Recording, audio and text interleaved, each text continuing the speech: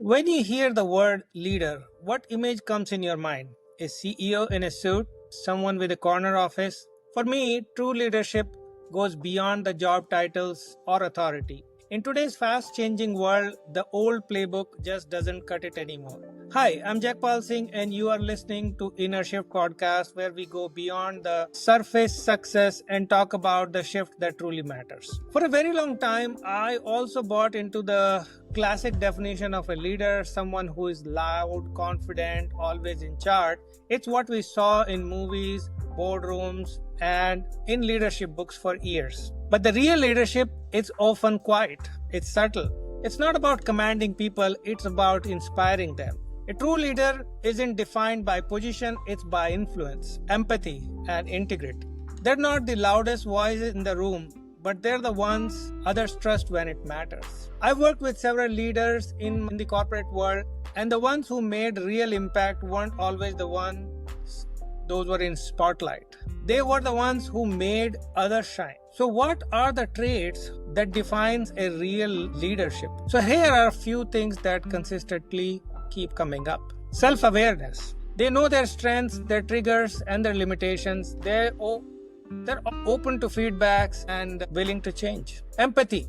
They listen to understand and not to respond. They create space where others feel seen and heard. Clarity. They have a clear vision. Even if they don't have every step figured out, they know what matters most and communicate it effectively.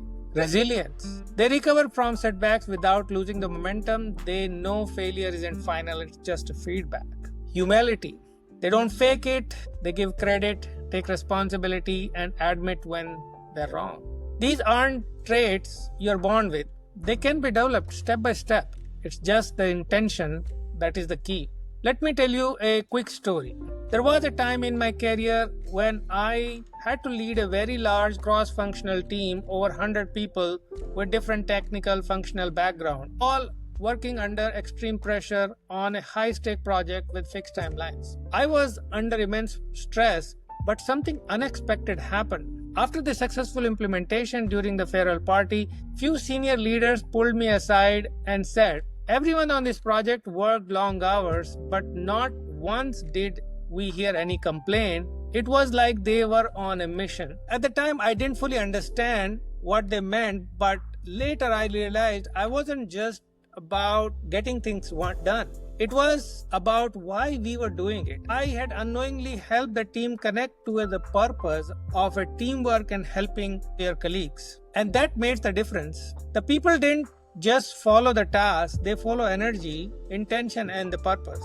In today's workplace, with hybrid team, constant change, mental health challenges, and information overload, leadership is no longer about having all the answers, but practicing the emotional intelligence to understand where everybody is and pull together as a team. It's about creating an environment where people feel safe, seen, and supported.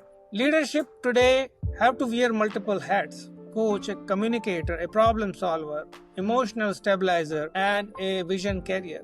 And let's be honest, it's not easy, especially for those who weren't trained on it. But that's where the shift begins. If you are willing to unlearn and ready to learn, then you're already leading. Take a moment and ask yourself, when was the last time I made somebody feel inspired and understood?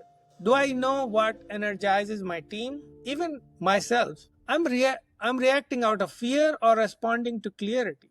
You don't need a promotion to start practicing leadership. You just need awareness and action. You might be listening to this thinking, but I'm not in a leadership role. That doesn't matter. Leadership is not a title, it's just a mindset. It's how you show up in the meetings, in conflicts, in the moment of uncertainty. If you care deeply about people, if you take responsibility for your growth and your environment, if you are willing to do the hard work of becoming more self-aware and purpose-driven, then guess what? You are already in that path. Start with presence, start with small act of courage, start with honesty, especially with yourself. And that's how leaders are made.